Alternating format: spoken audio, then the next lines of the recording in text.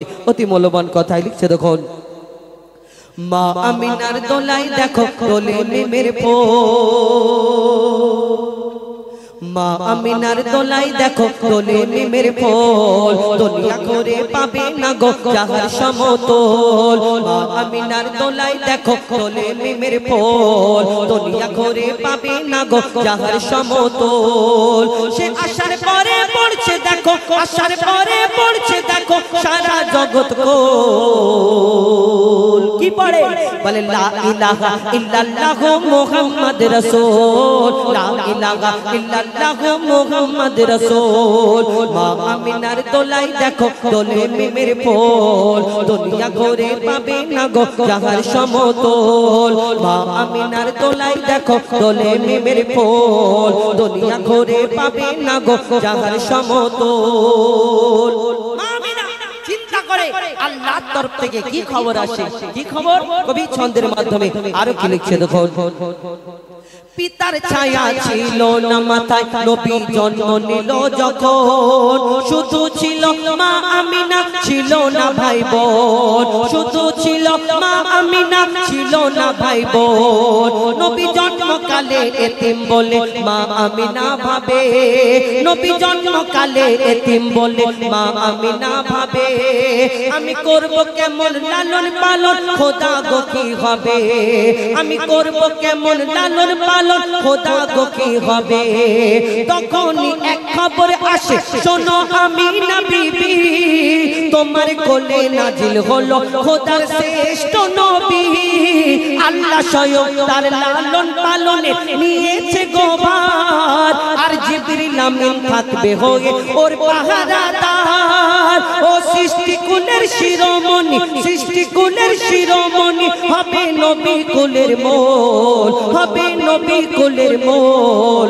দুনিয়াতে যার নাম হবে মুহাম্মদ রাসূল, দুনিয়াতে যার নাম হবে মুহাম্মদ রাসূল।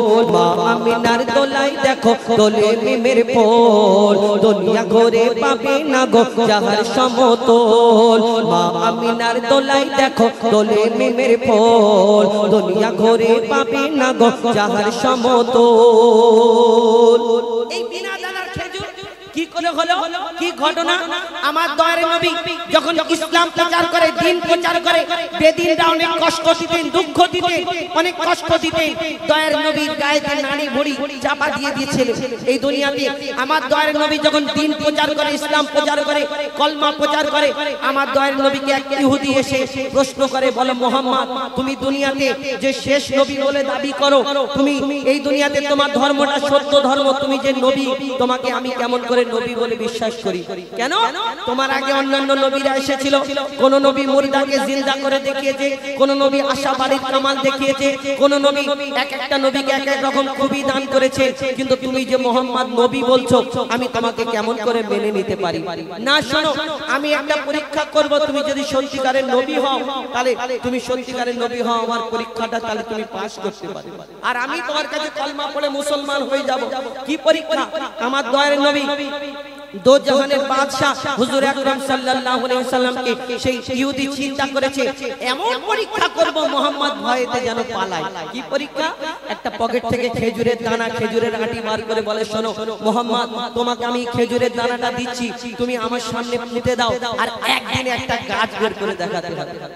একদিনে একটা খেজুরের দানা থেকে কত বড় গাছ বের হবে? বেশি বড় হবে না। কিন্তু আমার দয়ার নবী সে ভেবেছিল যে দয়ার নবী পালাবে, কিন্তু আমার দয়ার নবী মিচকি হেসে সেই খেজুরের দানাটা হাতে নিয়ে বলে, শোনো ইহুদি, তোমার সামনে খেজুরের দানাটা আমি পুঁতে দিচ্ছি, এখানে শুধু একটা গাছ হবে না, আল্লাহর হুকুমে, আল্লাহর ইচ্ছাতে এখানে একটা গাছ হবে, গাছেতে ফল হবে, এই ফলও তোমাকে খাওয়াবে।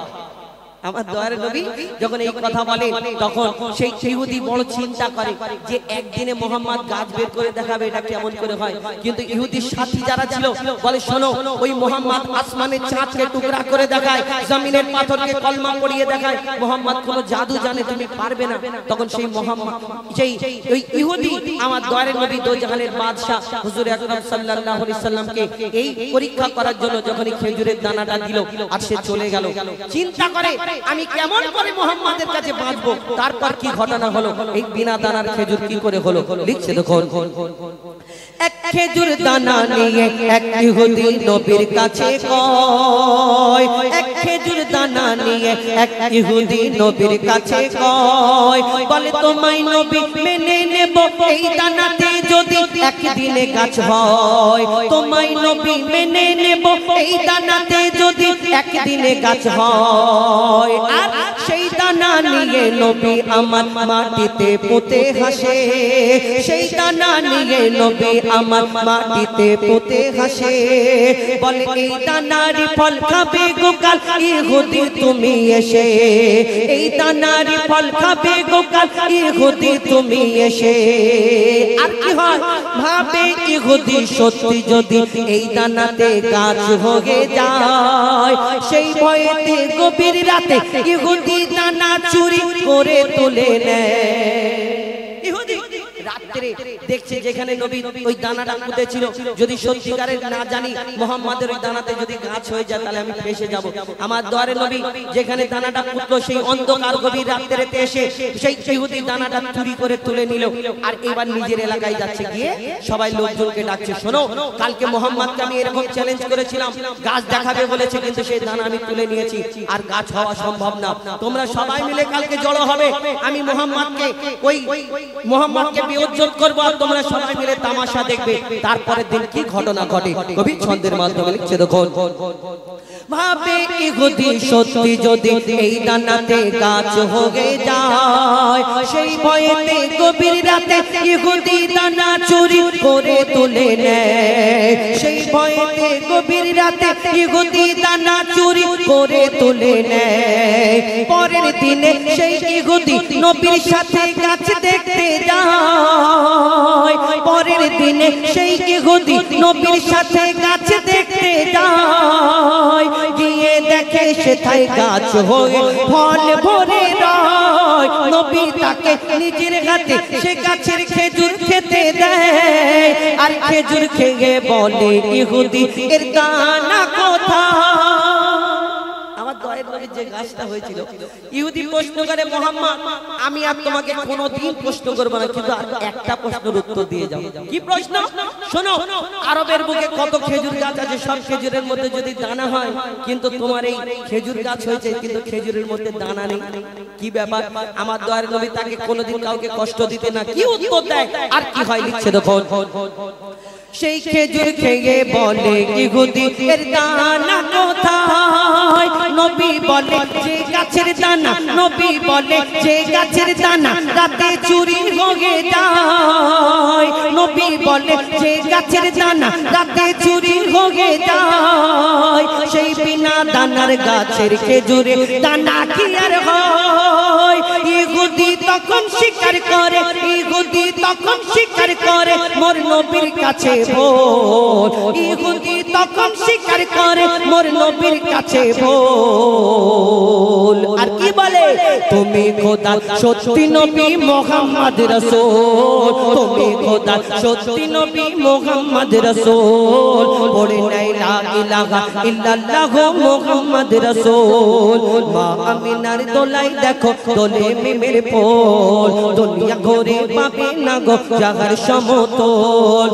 মা আমিনার দোলাই দেখো দোলে মিমের পোল, দুনিয়া ঘুরে পাবে না গো জাহার সমতল। সে আসার পরে পড়ছে দেখো সারা জগৎ কোল। লা ইলাহা ইল্লাল্লাহ মুহাম্মদ রাসূল, লা ইলাহা ইল্লাল্লাহ মুহাম্মদ রাসূল, লা ইলাহা ইল্লাল্লাহ মুহাম্মদ রাসূল, লা ইলাহা ইল্লাল্লাহ মুহাম্মদ রাসূল। শুনে আপনাদের সম্মুখে পরিবেশন করে শোনালাম একটা ঘটনামূলক গজল। এরপরে শোনাম হাবিল কাবিল প্রশ্ন করে হাওয়া আদমকে, এবং তোমরা আমাদের বাপ মা তোমাদের মা বাপকে। কিন্তু তার আগে কেন ঘটনামূলক গজল পর পর বললে কেন ঘটনা একটু সময় লাগে, বিরক্ত মানুষ হয়ে যায়। তো তার আগে আরেকটা ছোট্ট করে ডুয়েট কণ্ঠে বলি, একটা সিঙ্গেল কণ্ঠে এবং ডুয়েট কণ্ঠে ঘটনামূলক সব রকম মিলিয়ে ইনশাল্লাহ শোনানোর চেষ্টা করব। এখন একটি খুব পপুলার গজল, আপনাদের এবং আমাদের সকলের একটা খুব প্রিয় গজল, আমি ছোট করে শোনাই, তারপরে ইনশাল্লাহ আপনাদের সম্মুখে আমরা আবার ঘটনামূলক গজলে ফিরে যাব।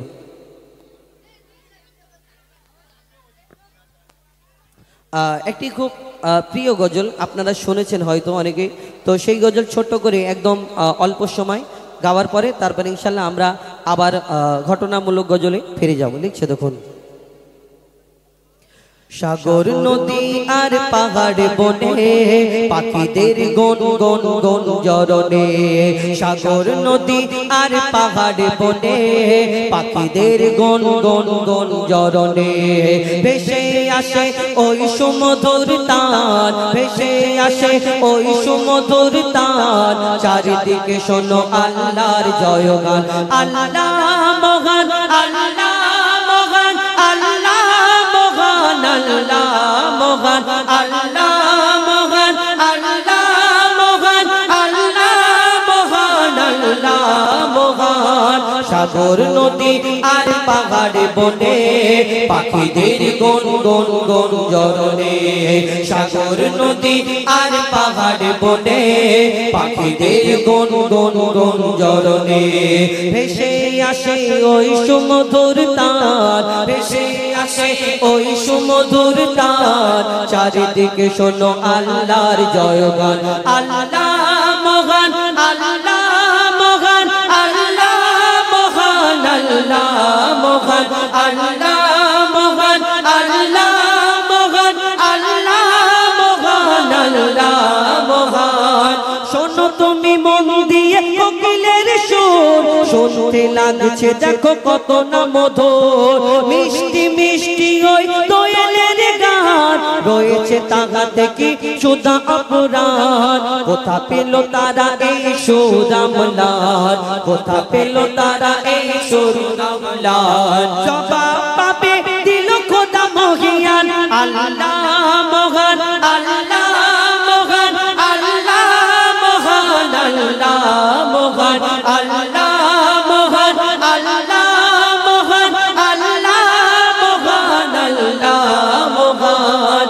ত্রিভুবনের প্রিয় মুহাম্মদ ত্রিভুজি মুখে শাহাদাতের, কোচি মুখে শাহাদাতের বাণী সে শোনায়, রে সাগর আকাশ বাতাস দেখবি যদি, আয় আয় আয় আয় আয় রে সাগর আকাশ বাতাস দেখবি যদি, আয় আয় রে সাগর আকাশ বাতাস দেখবি যদি, আয়, সাগর নদী আর পাহাড় বনে পাখিদের গন গন গন জরনে, সাগর নদী আর পাহাড় বনে পাখিদের গন গন গন জরনে, ভেসে আসে ওই সুমধুর তান, ভেসে আসে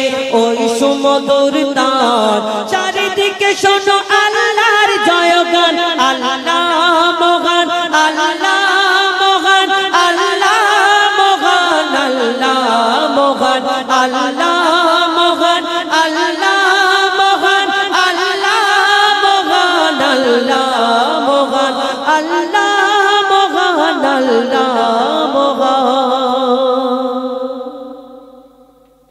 তকবীর দেবে আস্তে করে, আস্তে, বেশি জোরে না, নারে তাকবীর আমি দিই আপনারা বলুন, নারে তাকবীর।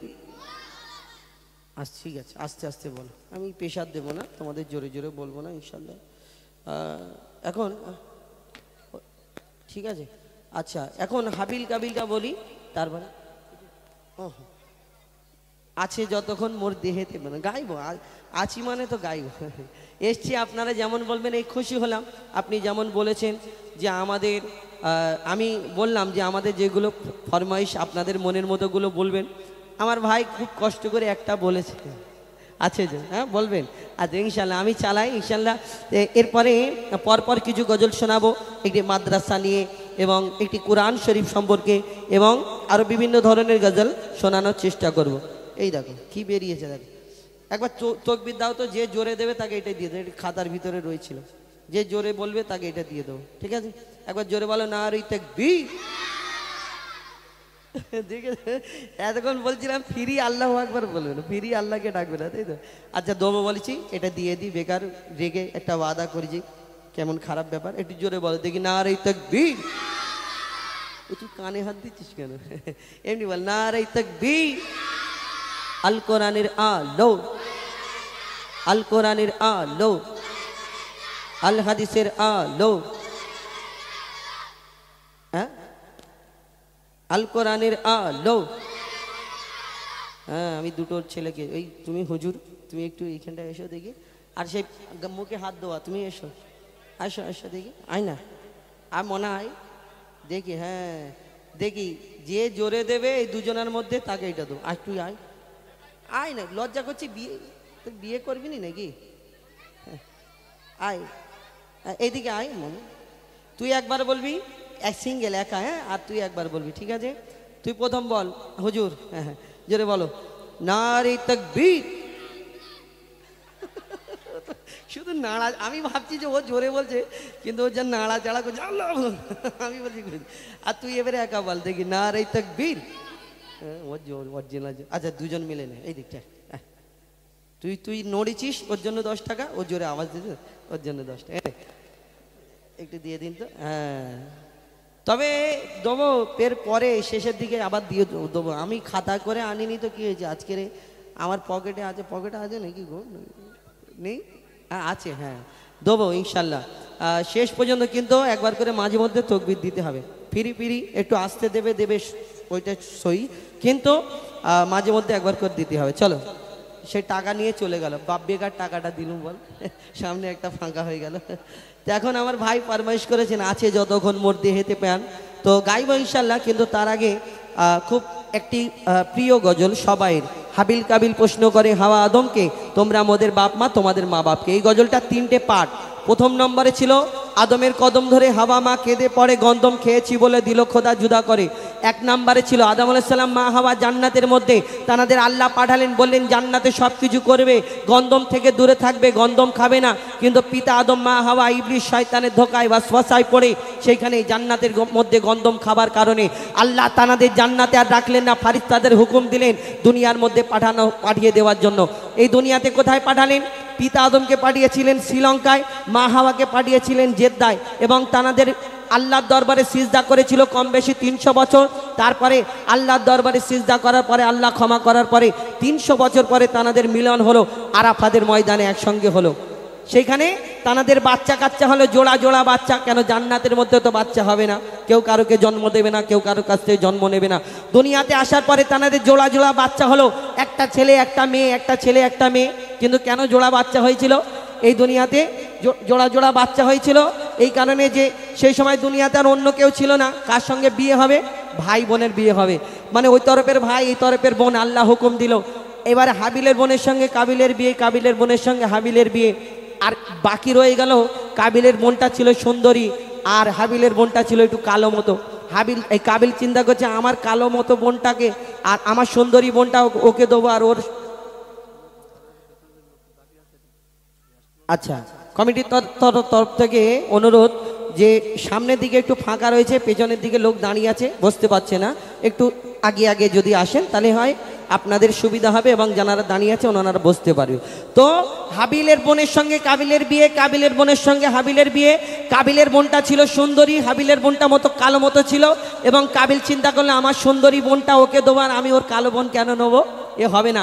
আদম নবীকে গিয়ে বলে এসব হবে না। আল্লাহ তখন হুকুম দিল যে আদম তোমার সন্তানদের কুরবানি করার হুকুম দাও, যার কুরবানি কবুল হবে আল্লাহ কবুল করবে, তার সে ওই সুন্দরী বোনটা পাবে। আর কুরবানি করলো, সেই সময় কুরবানি কেমন করে কবুল হবে বুঝতে পারবে কি করে? সেই সময় একটা আসমান থেকে আগুনের হলকা মতো আসতো, যেই কুরবানিটা কবুল হবে সেটা পুড়ে ছারখার হয়ে যাবে, তাহলে বুঝতে পেরে যেত যে এই কুরবানিটা কবুল হয়েছে।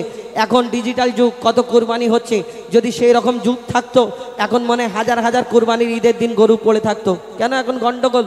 যাই হোক, এই হাবিল কাবিল যখন কুরবানি করলো, হাবিলের কুরবানিটা কবুল হলো। কাবিল চিন্তা করলো এবার কি হবে, এইবারও তো আমি পাবো না। কাবিল কিন্তু খুন করে দিল হাবিলকে, কাক কবর খোলা দেখালো, সে অনেক ঘটনা। কিন্তু এই হাবিল কাবিল প্রশ্ন করে, বলো তোমরা আমাদের বাপ মা, তোমরা আমাদের জন্ম দিয়েছো, তোমরা আমাদের দুধ পান করিয়েছো, তাই আমরা এত বড় হয়েছি, কিন্তু তোমাদের কে জন্ম দিয়েছে, কে দুধ পান করিয়েছে, কে লালন পালন করেছে? কি উত্তর দেবে? তানাদের তো বাপ মানে কি উত্তর দেয়? কবি ছন্দের মাধ্যমে অতি মূল্যবান কথায় লিখছে, দেখুন। হাবিল কাবিল প্রশ্ন করে হাওয়া আদমকে, তোমরা মোদের বাপ মা তোমাদের মা বাপকে। হাবিল কাবিল প্রশ্ন করে হাওয়া আদমকে, তোমরা মোদের বাপ মা তোমাদের মা বাপকে। বলো গো মোদের, বলো কি তাদের নাম ছিল? বলো গো মোদের, বলো কি তাদের নাম ছিল? মোদের দাদা দাদি নানা নানি আছে কোথায়? প্রশ্ন শুনে আদম হাওয়া হলো অবাক, হাবিল কাবিলকে তারা কি দেবে জবাব? দুজনে আল্লাহ বলে সিজদাতে যায় চলে, দুজনে আল্লাহ বলে সিজদাতে যায় চলে। বল মাসুম ছেলে মোদের কাছে কি জানতে চায়? হাবিল কাবিল প্রশ্ন করে হাওয়া আদমকে, তোমরা মোদের বাপ মা তোমাদের মা বাপকে। কি উত্তর দেয়? তানাদের তো বাপ মানে কি উত্তর দেয়? কবি ছন্দের মাধ্যমে লিখছে, দেখুন। ওই বলছে আদম শোন তোরা শোন, মানব জাতির মাঝে সৃষ্টি আমি প্রথম। মোর পাজিরার ঘাড়ে খোদা হাওয়াকে গড়ে, আর গন্ধম খেলাম দুনিয়ায় এলাম জান্নাত ছেড়ে। মোদের কেউ জন্ম দেয়নি, মোর মায়েরই দুধ খাইনি। মোদের কেউ জন্ম দেয়নি, মোর মায়েরই দুধ খাইনি। পাইনি মোরা মা বাপের ভালোবাসা, মোদের নেই বাবা মোরা এতিম দুজনা। মা বাপ কি মোদের জানা হলো না, দুজনে এতিম মিসকিন নেই মোদের মা বাপের ঋণ। দুজনে এতিম মিসকিন নেই মোদের মা বাপের ঋণ। তাই মানব জাতির পিতা মাতা মোরা দুজনা। হাবিল কাবিল প্রশ্ন করে হাওয়া আদমকে, তোমরা মোদের বাপ মা তোমাদের মা বাপকে। আল্লাহ আদমকে সৃষ্টি করার জন্য, আদম আলাইহিস সালামকে সৃষ্টি করার জন্য ফেরেশতাদের হুকুম দিল যে আমার ফেরেশতারা তোমরা দুনিয়া থেকে মাটি আনো, ওই আদমকে সৃষ্টি করা হবে। আল্লাহ সেদিন ফেরেশতারা আল্লাহকে বলেছিল যে আল্লাহ তুমি তো ওই এর আগে একটা জিন জাতকে সৃষ্টি করেছিলে। আল্লাহ একটা জিন জাতকে সৃষ্টি করেছিল আল্লাহর ইবাদত করার জন্য আমাদের মতো, কিন্তু সেই জিন জাতটা আল্লাহর এত নাফরমানি করতে লাগলো। আল্লাহ ফেরেশতাদের বলল ওদের ধ্বংস করে দাও, সেই জিন জাতটাকে ধ্বংস করে দিল। আবার যখন আল্লাহ বলল আমি আদম গড়ব, তখন ফেরেশতারা বাধা দিয়েছিল যে আল্লাহ তুমি তো এর আগে জিন সৃষ্টি করলে তোমার ইবাদতের জন্য, তারা তো নাফরমানি করলো, কিন্তু তুমি সেই আবার একটা আদম জাতকে সৃষ্টি করবে, জানি না সে তোমার ইবাদত করবে কেমন হবে না হবে। তখন ফেরেশতারা যখন এই প্রশ্ন করে, আল্লাহ সেদিন ফেরেশতাদের কি উত্তর দেয়? আমি যা জানি তোমরা তা জানো না। কি বলেছিল আল্লাহ? কবি ছন্দের মাধ্যমে লিখছে, দেখুন। ওই আল্লাহ যখন বলে গড়ব আদম, ফেরেশতারা শুনে বাধা দিয়েছে তখন। বলে ওগো আল্লাহ পাক তুমি গড়েছো জিন জাত, উৎপাত করে তারা করে না ইবাদত। কি হবে গড়ে আদম সে কি আর মোদের মতন? কি হবে গড়ে আদম সে কি আর মোদের মতন? কি জানি দেখতে কেমন তার রূপ চেহারা। খোদা বলে আমি জানি তোমরা জানো না, আদম সৃষ্টি করা আমার আসল বাসনা। আমি যে গড়ব আদম সে মাখলুকে সর্বোত্তম, আমি যে গড়ব আদম সে মাখলুকে সর্বোত্তম। আমি নিজের সেরা সৃষ্টি দেখব আদম চেহারায়। হাবিল কাবিল প্রশ্ন করে হাওয়া আদমকে, তোমরা মোদের বাপ মা তোমাদের মা বাপকে। আল্লাহ মাটি দিয়ে আদম নবীকে যখন সৃষ্টি করার পরে আল্লাহ হুকুম দেয় সকল ফেরেশতারা, এ আমার ফেরেশতারা ওই মাটির আদমকে সিজদা করে নাও। একমাত্র একটা ফেরেশতা সিজদা করলো না, যার নাম হলো আজাজিল। এই দুনিয়াতে আজাজিলটা কে ছিল? এই আজাজিল কেন সিজদা করলো না? ওই যে জিন জাতটাকে আল্লাহ ধ্বংস করেছিল, ওই জিন জাতের মধ্যে একটা ছোট্ট বাচ্চা বেঁচে রয়ে গেছিল। এই বাচ্চাটা ইবাদত করতে করতে কম বেশি 6 লক্ষ বছর ধরে ইবাদত করেছিল। সেই 6 লক্ষ বছর ইবাদত করার পরে যার নাম হলো আজাজিল, যাকে ফেরেশতাদের সর্দার বানিয়েছিল আল্লাহ, কিন্তু সেই মাটির আদমকে সিজদা করলো না। আল্লাহ তাকে কি করে দিল? কবি ছন্দের মাধ্যমে লিখছে, দেখুন।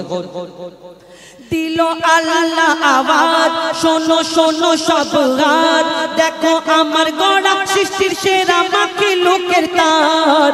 এ মোর সাধেরই আদম, এ মোর সাধেরই আদম, তাকে গড়েছি এমন সারা কায়নাতের জ্ঞান তার মাঝে যে গোপন। আদমকে দোয়া করে নে তোরা সিজদা করে, আদমকে দোয়া করে নে তোরা সিজদা করে, এই সুযোগ দিলে ছেড়ে পাবি অভিশাপ। আজাজিল বলে আমি সিজদা দেব না, আদমের থেকে আমি দামি খোদা কি জানে না। সে শুনলো না খোদার কথা, ঝুঁকলো না তার মাথা, শুনলো না খোদার কথা, ঝুঁকলো না তার মাথা। সাথে সাথে আজাজিল শয়তান হয়ে যায়, সাথে সাথে আজাজিল ইবলিশ হয়ে যায়। হাবিল কাবিল প্রশ্ন করে হাওয়া আদমকে, তোমরা মোদের বাপ মা তোমাদের মা বাপকে। হাবিল কাবিল প্রশ্ন করে হাওয়া আদমকে, তোমরা মোদের বাপ মা তোমাদের মা বাপকে। বলো গো মোদের, বলো কি তাদের নাম ছিল, বলো গো মোদের, বলো কি তাদের নাম ছিল। মোদের দাদা দাদি নানা নানি আছে কোথায়?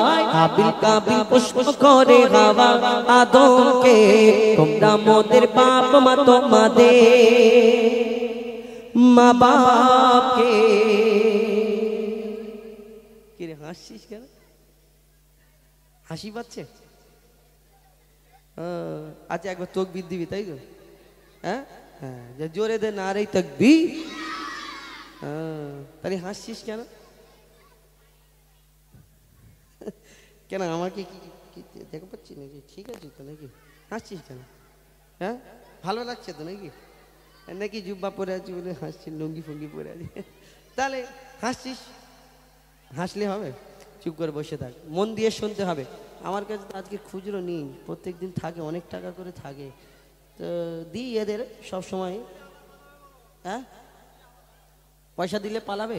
দেখো তো ব্যাগেতে আর আছে কি, বের কর। না পালায়, কে পালায় আমি দেখবো।